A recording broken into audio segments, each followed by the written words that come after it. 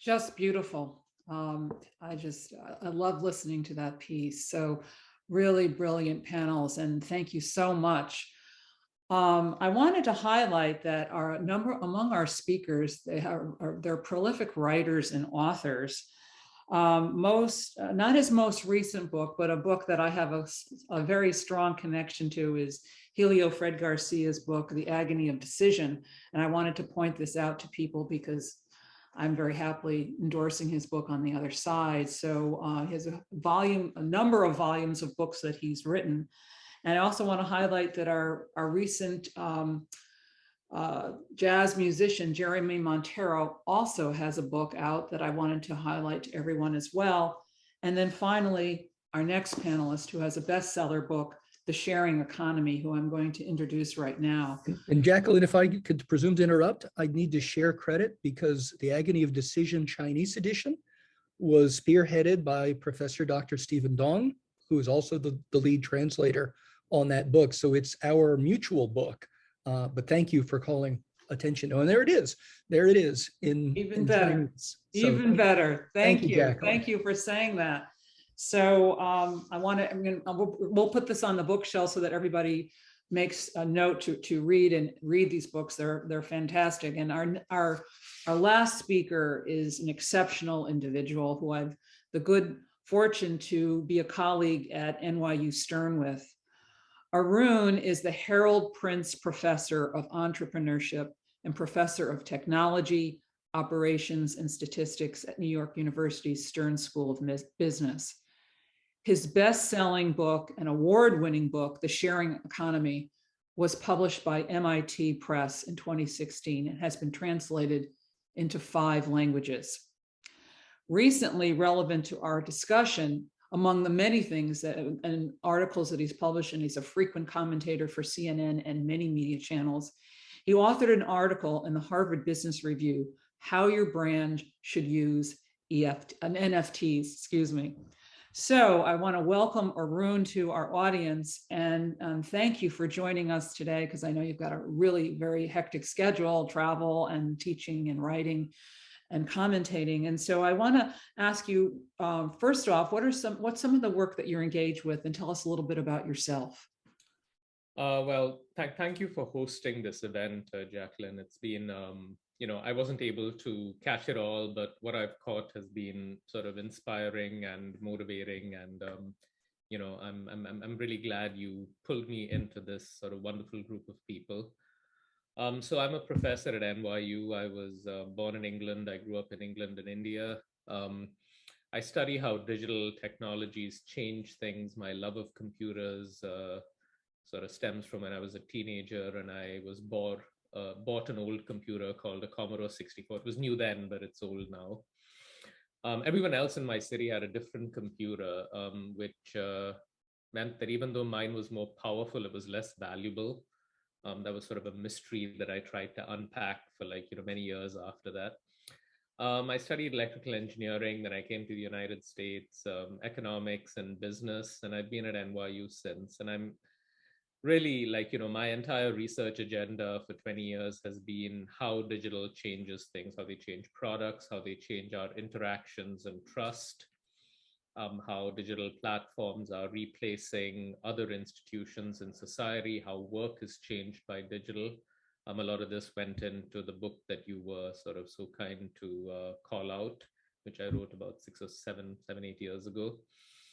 I'm really interested today in market power and how it's shaped by digital. Why do some technologies like the web and now artificial intelligence have the effect that their creators intended, while other technologies sort of go off in a very different direction from what the designers intended?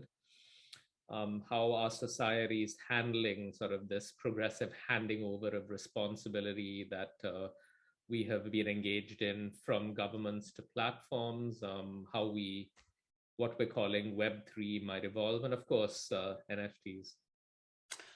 Well, wonderful. So very simply, so our focus in this conversation is about non-fungible tokens. Yeah. So let's start off with the very first question.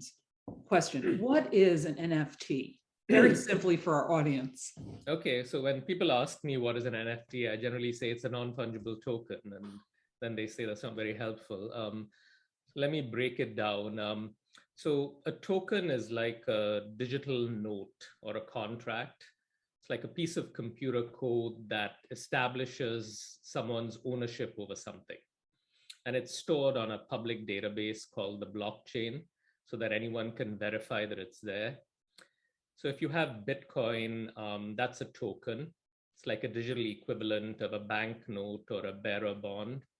And it's on this public ledger called the Bitcoin blockchain. So that's the token part. And now let's get to fungibility. This is actually a word that I don't think I've ever said out loud for like decades. And now I'm saying it 10 times a day.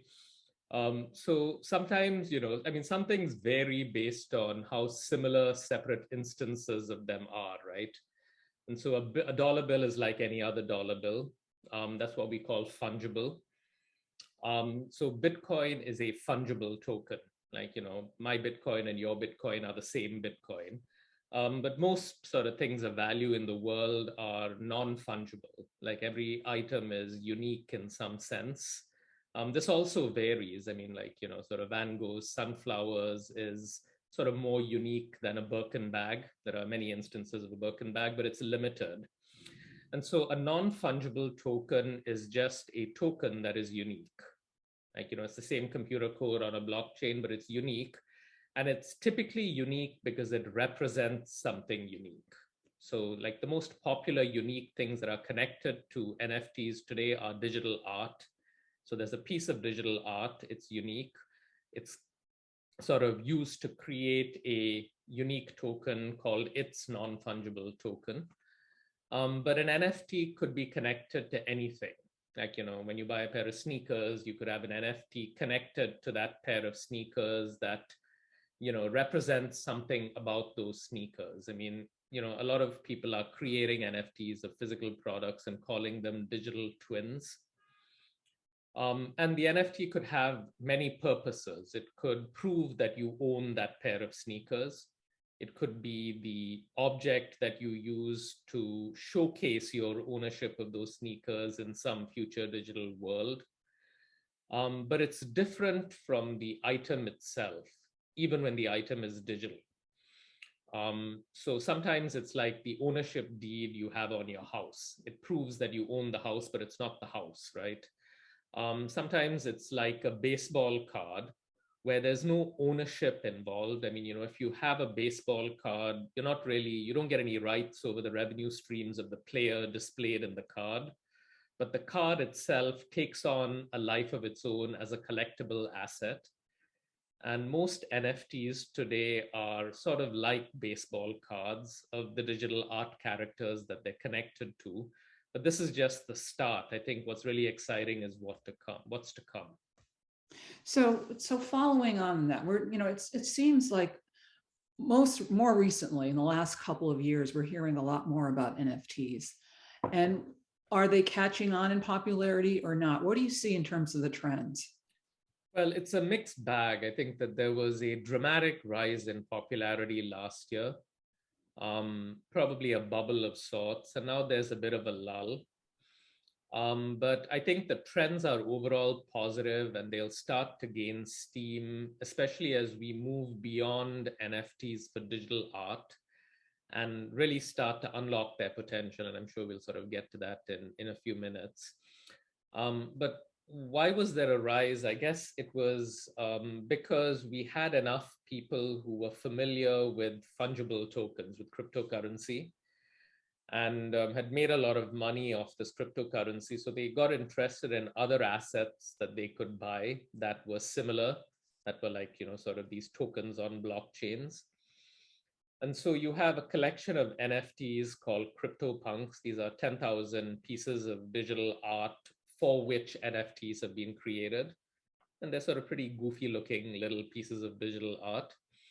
And it was, was created in 2018. It sort of languished on the blockchain for a couple of years and then suddenly got interesting to people.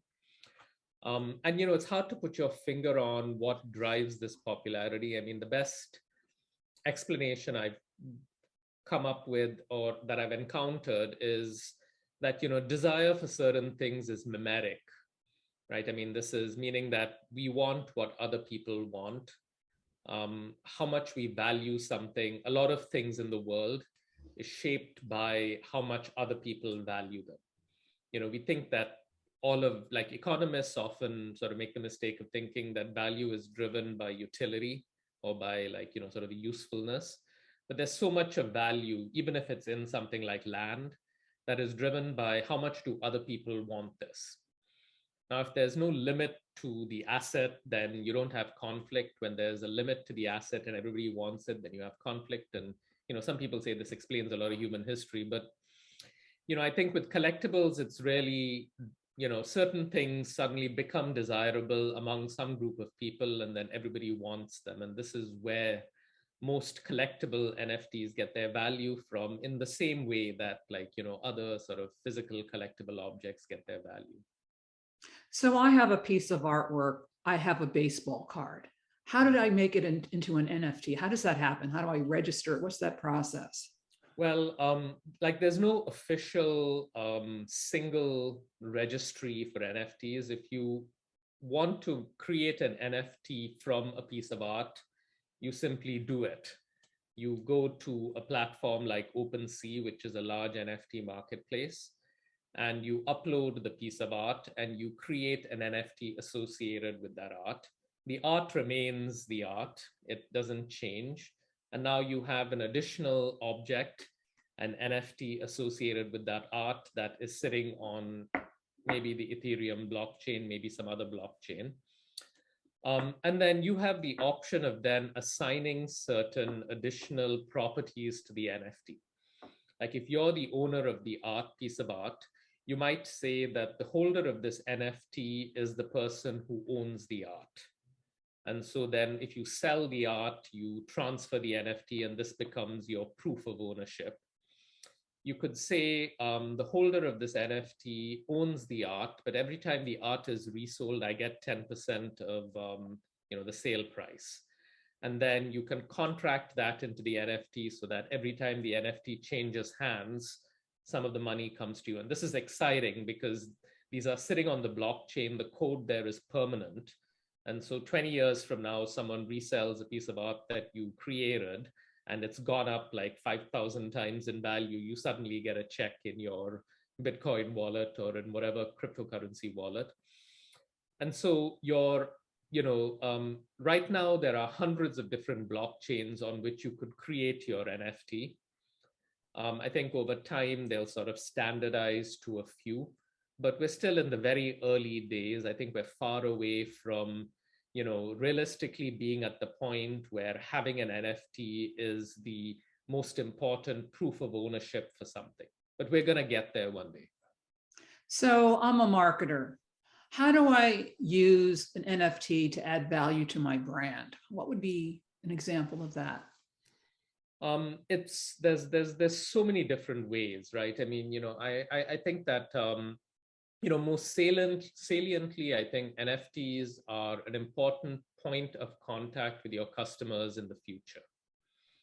So anytime your customer does something meaningful associated with you, whether it's buying a product from you, attending an event, being third in line to buy the new item, you can create a token associated with either that purchase or that experience, thereby increasing the value of that purchase or that experience to them, because now I can, showcase it in whatever digital world I want to showcase it in. I might be able to sell it more easily.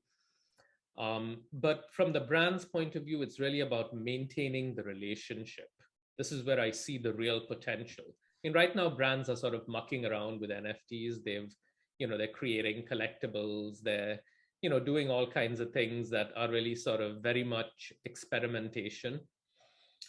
I think the brands that are creating value are the ones that realize that you've got to tie your NFT to your brand identity.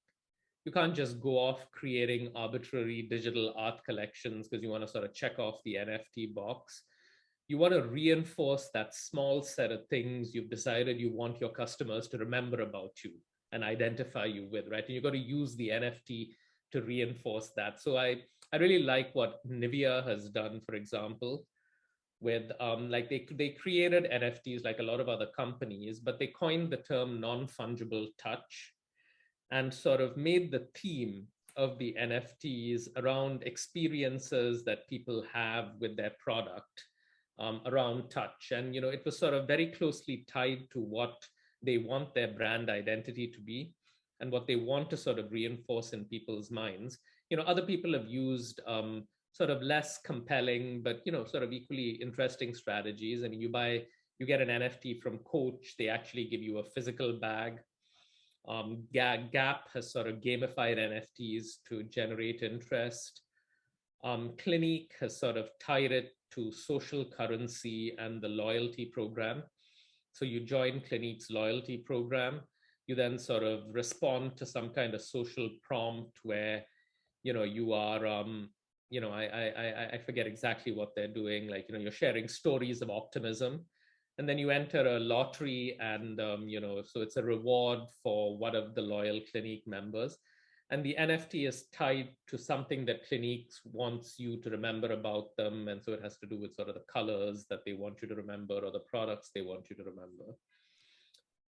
And so right now we're really very much in the experimentation phase, but I think in the long run, it's really about reinforcing brand identity and reclaiming ownership of the digital relationship that I think a lot of brands have lost to the platforms over the last decade.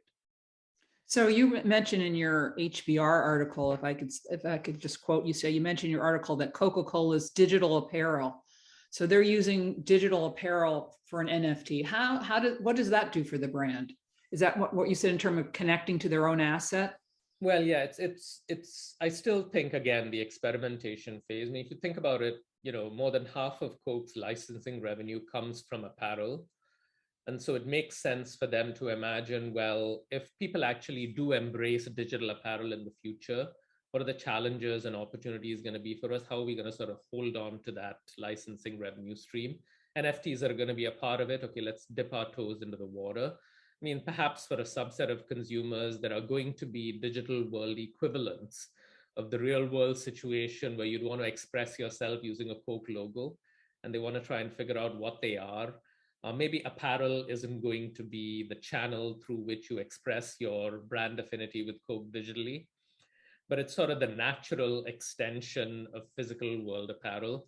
And I'm seeing a lot of that, like, you know, sort of natural extensions of physical world things. You've seen the NBA do this with their sort of Top Shot. It's Top Shot's line of NFTs. It's a product line extension that allows fans to own, in some sense, a moment associated with a game, a particular dunk, a particular rebound.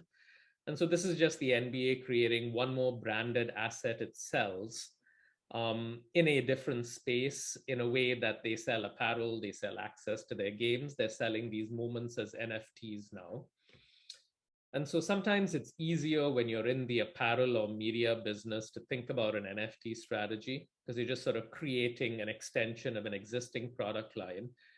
And that's important, but I think the more meaningful sort of uses of NFTs are going to come from just brands where they're not selling digital assets, but they're trying to think about, how do I sort of strengthen my interaction and relationship and the channel with my customer while reinforcing my brand identity. So you touched on it in terms of, and there's been a lot that I've seen written about using NFTs for an experience. So are there any things that you're seeing in trends other than, you know, a great basketball shot that I happen to witness? I mean, are there any other things that you're seeing in terms of using NFTs in experience?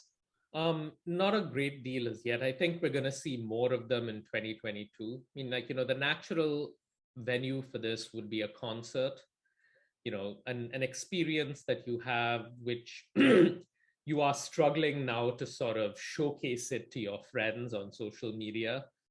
Like a big part, like, you know, think about experiences where a lot of the value doesn't come from your own experience with it, but it comes from other people's engagement in your experience. And it also comes from being able to point credibly to this experience a few years later. So you want to say, like, I knew this band before they were famous. And so, you know, in some future world, you will have an NFT that documents the fact that you attended their concert at the bitter end 10 years ago. or that you sort of met the CEO and shook hands with them credibly. So those are the ways in which you're going to sort of see NFTs used for experiences. But I think events are going to be the the first major application of NFTs as commemorating important events that you want to that become a part of your identity. Interesting. And so, one of the questions from the chat, and we've seen this question around cryptocurrency as well, is the environmental impact of NFTs. And do you think that's going to influence their acceptance in the market or not? I think that they are already sort of influencing their acceptance in the market in a couple of ways. I mean, one is that when you mint an NFT on the most popular blockchain, Ethereum, it has a significant environmental impact.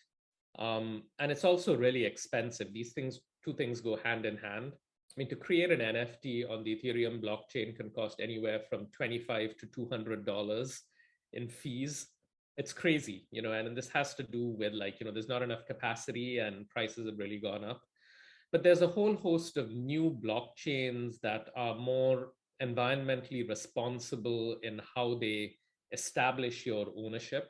If we had 20 more minutes, I'd explain the process of Bitcoin mining and all of that good stuff. But, just sort of trust me on this, that there's something called proof of stake, which is more environmentally responsible than what Bitcoin and Ethereum use today, called proof of work. And you see a lot of NFT efforts, moving towards the blockchains that are using more environmentally responsible ways to establish ownership. And so it's already having an impact. Ethereum is moving later this year to a much more environmentally conscious way of operating that will bring their ecological footprint down 100-fold.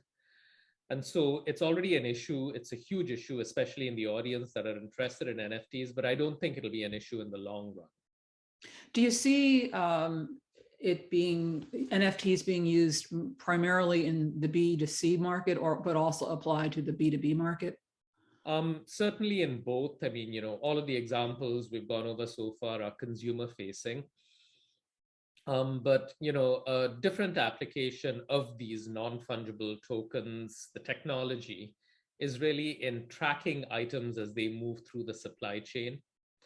I'm shipping something from one place to another. I want to make sure that what arrives is the same as what left. I want to know what happened to these items along the way.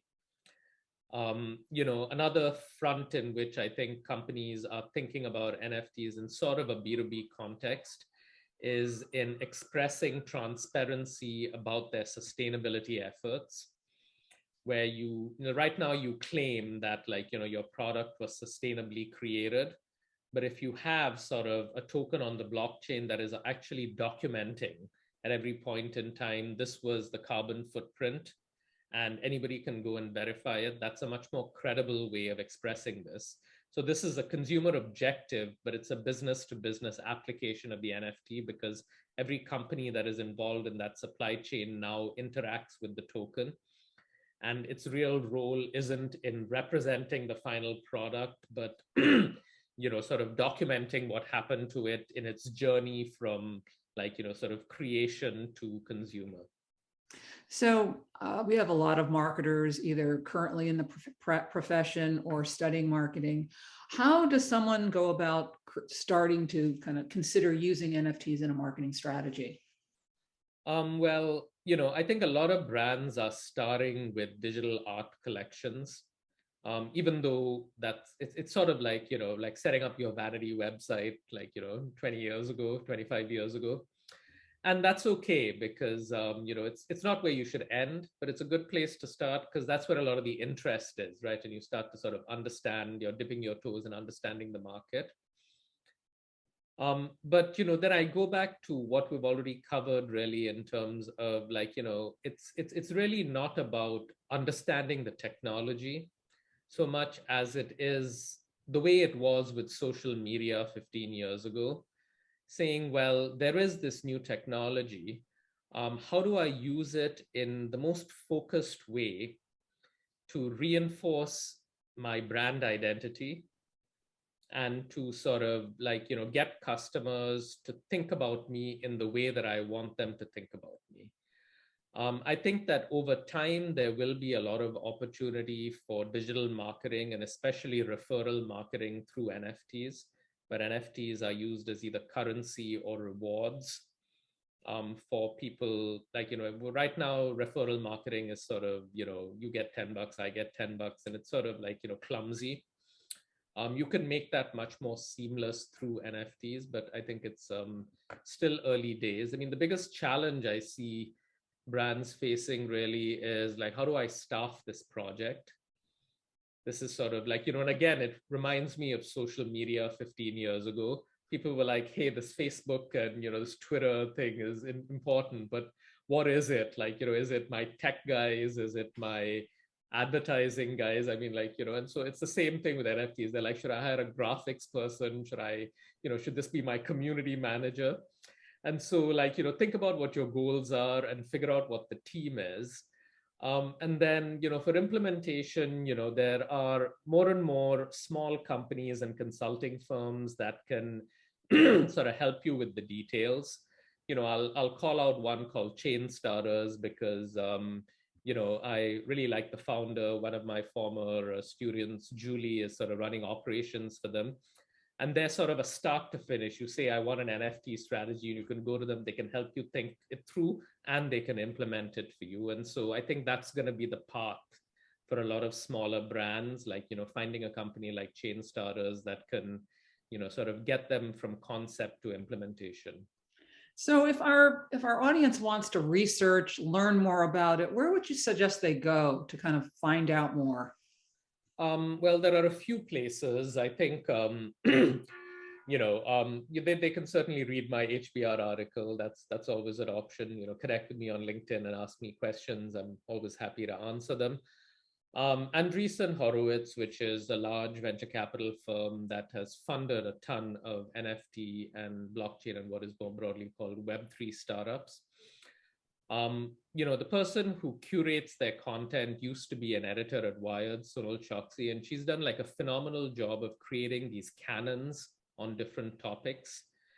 And so if you go to the A16Z canon on NFTs, it's a great collection of articles that is like takes you through in sort of bite-sized, like, sort of articles, different key ideas associated with NFTs. That's probably a good place to start. I mean, there's, next month, HBR is going to be putting out a collection on Web3. And so look out for that. I mean, I'm sure there'll be some good NFT stuff there. So what's next for you? I mean, how do you stay abreast of all the transformations that are occurring? Oh, it's tough. I mean, this semester, for example, I've got 12 undergraduates working on different NFT projects. And that's my way of staying abreast because, they are much more qualified to go into the Discord channels of these collections and figure things out. So I stay abreast by relying on the inexpensive or like, sort of the captive youth talent that, we professors have available to us, but also by engaging them and like, helping them, sort out like, what they're seeing. I do a lot of like, undirected reading. I sort of Google topics, I follow Google trends, and I'm like, hey, like, this trend is going up. Let me go and find out something about it. So it's, I'm a professor because I like to learn. A lot of people think that professors become professors because they like to teach. It's actually the opposite. We're professors because we like to learn, and you're forced to learn. The best way to learn something is have to teach about it. So I teach about NFTs in my class, and that's a good way to stay abreast because, you want to be authoritative to your students. Yeah, so it's mostly reading. I'm not much of a watch YouTube video kind of person. I'm much more of a text person. So yeah, my strategy is just sort of devour as much content as possible and connect with people. Like, I've talked to maybe 30 executives in the NFT space over the last 3 months. Just in every conversation sort of reveals one or two important things to me that then sort of all connect together. Well, this has been a fantastic conversation. I think, first of all, one of the things we're seeing in the chat is people finally understand what this is. It's the clearest definition and explanation of NFT. So I really want to thank you for joining us today and sharing with us your insights, your work, and perspectives, as well as just your wisdom. I mean, it's really helpful. So thank you so much for joining us. And I want to Pleasure. Yeah. alert everyone to his HBR article. We'll post it on our site, as well as connect with him. He's got quite a large following, Arun does, and he's active and frequently quoted in the media. So you can follow him and his work.